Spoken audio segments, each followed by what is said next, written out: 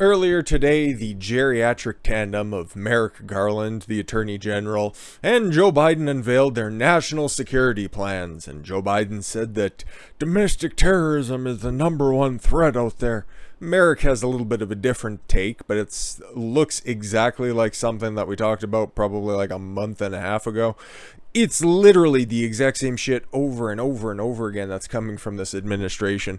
It's kind of sad, but you take a look at the guy running the joint, it's not really terribly unexpected. So, like it says here, Biden's first national security strategy has singular focus on domestic terrorism. And that's, it's laudable. You need to make sure that you take care of everything that's within your own borders. And you know what? The United States is a large place, and it's a very diverse cross-section of people and problems. And yeah, if you're going to be looking at what's happening on the ground level, but what do you mean by domestic terrorism? I think we know what that's code for at this point, but let's see if Biden has a different take on it. I doubt it. Biden's administration on Tuesday unveiled a national security strategy that focuses exclusively on domestic terrorism, naming, there it is, white supremacists and militia extremists as the most persistent and lethal threat to the America among ideologies motivating domestic terrorists. Okay, are you going to provide any receipts, or is this just going to be another one of these, Trump supporters, what do they all look like? It's just all white people. Don't mind any of the other ones that are sprinkled in there, because they ain't black. And if, they're all crazy crackers in the hills, not like my mentor, Robert Byrd. No, they're all bad, so we need to look after them. Make sure they can't rise up again. You know what this all just kind of seems like? Just a little tangent here. This all just seems like they're just salting the earth. They're putting all of this stuff in place, not to really go after anybody right now, because you can just go ahead and kick this down the road. But when 2024 starts revving up again, and depending on how much protection a former president can have, but just defining the supporters, the rallies, just a big white supremacist convention or gathering, and then try to crack it down, I don't know. That might be a little bit too conspiratorial, and I might not even agree with it down the road a little bit, but the way that we're trending, the way that they're just trying to, and by they, I mean the deep state, the Democrats, big government as it were, the way that they're just trying to paint everybody with big broad brushes. This group is this group is all that. And right now they're defining half the country, at least 74 million people out there, as just being white supremacists who, if you don't acknowledge the damage that happened on January 6th, you're part of the problem. What damage exactly? We've seen some photos, we've seen some videos. Yeah, okay, I seen the fire extinguisher get thrown through the air. I didn't necessarily see it hit anybody. I didn't really see any sort of lingering effects, other than I seen a couple of velvet ropes be treated appropriately and walk through. I seen some cops tell people to come in and just don't destroy anything, and other than a couple of extra muddy footprints, there wasn't really anything left over. Oh, a couple of broken windows, but those are easily replaced. Like, I don't know, I'm not really seeing this whole white supremacy thing.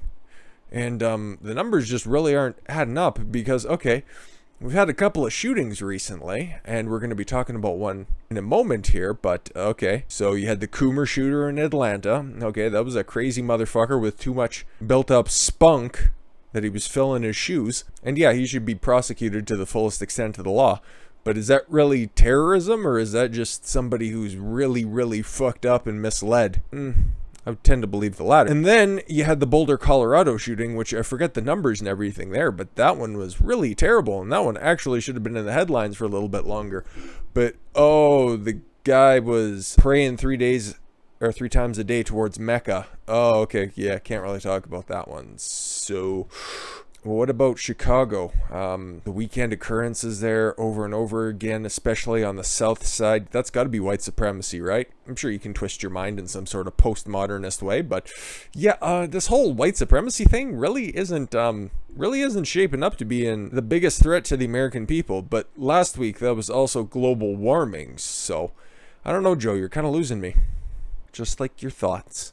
We cannot ignore this threat or wish it away. Well, you could probably point to it if you wanted to fix it, but you don't.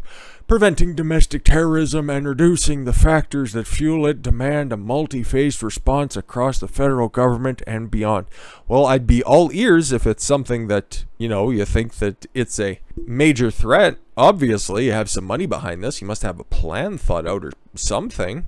While domestic terrorist attacks have been a threat to the United States for centuries, officials in the National Strategy for Countering Domestic Terrorism said a resurgence of homegrown violence has been seen in recent years, including a surge of attacks against Jews. Oh, don't talk about that. And the mass shooting at Walmart in El Paso, Texas in 2019. Okay, don't talk about that one either. Or currently what's going on in New York City when it comes to hate crimes against Jewish groups. Yeah, don't really want to be saying who's been perpetuating those crimes. Along with what happened to Stop Asian Hate. I thought that was a big thing not that long ago, right? Oh, right. The domestic terrorists and today have a range of motivations, including racial or ethnic bigotry and anti-government sentiment. They can act alone or be a part of a small informal group. Some are part of larger networks. Okay. Across violent ideologies, individuals and small groups, both formal and informal, have been galvanized in recent political and societal events in the United States to carry out violent attacks. Yes, Antifa is a problem. You should be looking after it. Among that wide range of animating ideologies, racially or ethnically motivated violent extremists, Black Lives Matter, principally those who promote the superiority of the white race. Well, yeah, Antifa and Black Lives Matter think that all the good virtues of society are somehow characterized best as being whiteness. Their words, not mine. And that them, mostly white people who are out at these demonstrations, are rather burdened. You could say it's a certain type of person's burden in order to usher in this utopia where there's no racism out there. But in order to do that, they want to segregate everybody so they don't commingle. So you have your own little utopia. You're just not allowed to cross its borders or its boundaries. That's weird. So yeah, violent extremists and malicious violent extremists are assessed as presenting the most persistent and lethal threat. Okay. Strategy involves forging a government-wide effort, sharing information and training. Okay. Exploring the designation of more groups as foreign terrorist organizations, which would bar Americans from supporting the entities or receiving training from them, and cutting down on recruitment materials that circulate both online and in the real world. Okay, like I said, there are probably some extremist groups out there that should be labeled as domestic terrorists, but what are they going to go after? You know which groups, okay? The Proud Boys, the Oath Keepers. What is it, 3%, 4%? I forget what percent it is. Those guys who, commit all of those crimes, except what? A couple of Proud Boys are in jail. Might be a few more than that. But that was in response to Antifa going out there rioting. They showed up to clean up the mess. And then because Antifa ran away and the Proud Boys went up to the cops and gave themselves up, they're the ones who were in jail. Okay, and then Oath Keepers, you had John Schaefer, the guitarist of Iced Earth, or formerly of Iced Earth. He was put in solitary confinement for a month for, aggressive finger pointing, and later plead out, because that's what you do with somebody who you have overwhelming evidence committed some sort of a crime. You offer them a plea deal, which amounts to aggressive finger pointing and trespassing without a license. This narrative, when you dig down a little bit, just a tiny bit, it really falls apart. So what's Biden's actual plan? Because he's offering no solutions. Well, if you suspect anybody in your family has been radicalized, whatever that means, feel free to turn them in. Yes. Apparently 1984 is just handed out as an instruction manual at the White House at this point. Biden administration asks Americans to report potentially radicalized friends and family. I shit you not. President Joe Biden's administration announced their plans to create ways for Americans to report radicalized friends and families to the government.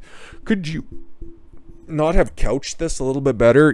Try to present it as some sort of hotline, 911, if you see a crime in action or somebody planning a crime, not Oh, if one of your friends is a part of Mug Club, you should probably fucking turn them in. This is retarded. In a conversation with reporters, one senior administration official, I think that's all there is, explained the importance of stopping politically fueled violence before it started. Okay, they're not going after the groups that are actually causing the violence, but, you know, pre-crimes, they're far more important. We will work to improve public awareness of federal resources to address concerning or threatening behavior before violence occurs, the official said. The official cited the Department of Homeland Security, "If you see something, say something" campaign, and to help stop radical Islamic terrorism as a domestic possibility. Yeah, that's good for that type of domestic terrorism, okay? Like the Boston bombing, or the Boston Marathon bombing, if I'm being more specific, or the Kenyan shoe bomber, or there was another mass shooting in California around 2016 time. Like, these are things that that hotline would be good for, but I don't like where this is going. This involves creating context for which those who are family members or friends or co-workers know. Oh, good. Co-workers too. Great. Yeah, take the word of somebody who has a vendetta against you at work. Great. Know that there are pathways and avenues to raise concerns and help for those who have perceived to be radicalizing and potentially radicalizing towards violence. Okay. Biden began his presidency with a stark warning in his inauguration speech if you didn't fall asleep, but I'll just recap the highlights. About the rise in political extremism, white supremacy, domestic terrorism, and that we must confront and will defeat, and he's already forgot what he said then. That was, 6 months ago. On the 1st of June, Biden described the threat from white supremacy as the most lethal threat to the homeland today. Things that the little troll doll with a really great wig, head of hair, echoed for Joe Biden as well, because he took the podium not long afterwards. And in a speech on Tuesday, U.S. Attorney General Merrick Garland said that in the coming days and months there would convene an interagency task force dedicated to combating domestic terrorism. Garland said he has already begun to reinvigorate that task force. Great, another good use of federal resources right there. Definitely not including all of these corrupt institutions that we know definitely don't get to the bottom of anything. Garland said the January 6th attack by Trump supporters has shown white supremacists and militia groups to be the country's greatest domestic security threat. Really? Bruh, that is asinine for several different reasons, but I wish they'd kind of go back to because this is just the third term of Barack Obama, if they'd go back to those old policies of basing all your policy decisions on it. I just found out about it today. I turned on the news. Do that in Portland. Figure that out and be like, oh my God, these crazy white people all dressed in black, they're trying to burn down a federal courthouse on the nightly. And they're smashing up buildings, setting shit on fire. We should really take a look at that. But no. I just go off the cliff notes. Thank God he's not on the bench. In the FBI's view, don't care about them. The top domestic violent extremist threat comes from those racially or ethnically motivated violent extremists, specifically those who advocate for the superiority of the white race. Again, other than the fact that I think that this is total horseshit, Can you point to any of these groups, the ones who have actually committed violence, or even just point to the groups and then just show any of the receipts of the things that they've done? Oh, but you can't. You really can't. Like, we've mentioned some shootings, we've mentioned some terrorist attacks, but I find this whole white supremacy narrative lacking. But like I said at the beginning as well, we've also got another shooting out there. And as it's reported by CNN, as we're going to see, 1 of 14 people hurt in Austin, Texas mass shooting dies. Unfortunate. 1 person was shot. 13 other people were injured in this mass shooting that happened Saturday night. I know I didn't hear about it, but at the same time I was pretty much off of outside world interaction, but I haven't seen a whole lot of this lingering around. And you know what? They've caught a couple of people who are suspected to be the shooters in this one, and it makes a whole lot of sense. 1 of 14 injured in the mass shooting in downtown Austin, Texas has died, police say. Douglas John Cantor, 25, that sucks, died from his injuries around noon local time Sunday, Austin police said in a release. Authorities have arrested 1 person in connection with the shooting early Saturday morning. Mayor Steve Adler's office said earlier officials released no information about the arrest. This was accurate as of yesterday morning. Okay. Just keep a little pin in that one. On Saturday, Austin Interim Police Chief Joseph Chacon, told a press briefing that 2 of the injured were in critical condition. Chacon said authorities had identified 2 male suspects. Okay. Before over the past just about year at this point. What's missing with that description? Okay. This is CNN after all, and I picked them for a very specific reason. Authorities had identified 2 male suspects. Okay. We've just been talking about domestic terrorism. No, not the actual terrorism that's going on right now. It's a very specific, racially targeted type of extremism. But something's missing in that description. Let's see if they get back to it. And added that it appeared this was an isolated incident between 2 parties. Oh, okay. 14 people and 2 suspects. Okay. Isolated incident. I will give you that. But what else can we say about that? Okay. What else would fit that kind of description? A lone gunman shooting up some Asian massage parlors in Atlanta and the greater Atlanta area? Yes, that should be an isolated incident. That was one nutcase. Has there been... Unless you'd consider somebody pulling back a right hook and shooting it into some elderly Asian woman's face, I wouldn't consider that a terrorist threat. But no. CNN has told us there's 2 male suspects. And guess what? This is an isolated incident. Nothing to see here. Just keep going on. Almost all of those injured were innocent bystanders, the chief added. Oh, no, but this was an isolated incident between 2 parties, right? And innocent bystanders were hurt by this? That would be a little bit more terrifying if you were to ask me. Austin police got the first 911 call shortly after 1:30 a.m. Who cares? An uptick in gun violence. Oh, okay, let's obfuscate from this.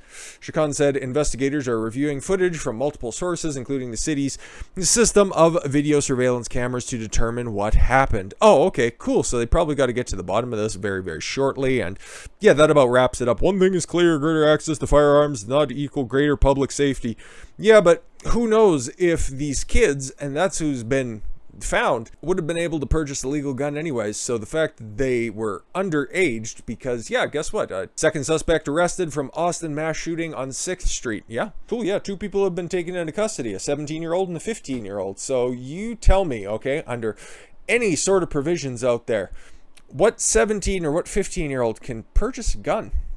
I don't know. I find that lacking. So how would more gun control have stopped this? I'm just asking these questions. I'm being very selective with my reveals here at the moment, so forgive that goofy looking jackass. He's just trying to hide from all the white supremacy.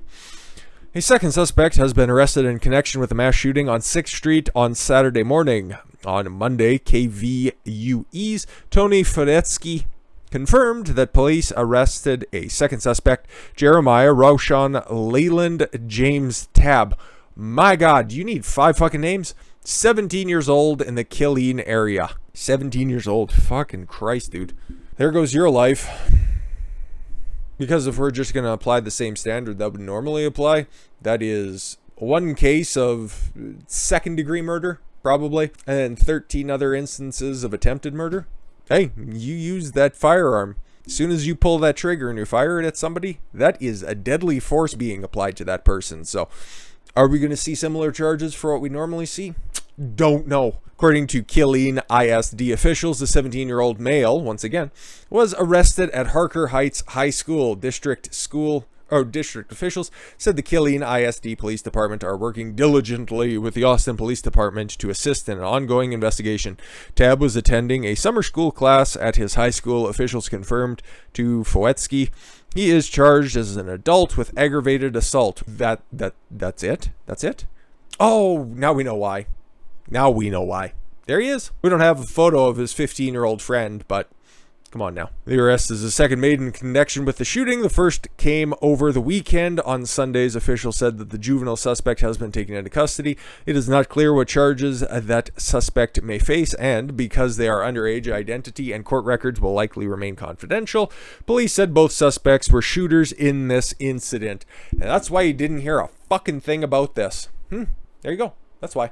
There's white supremacy at work.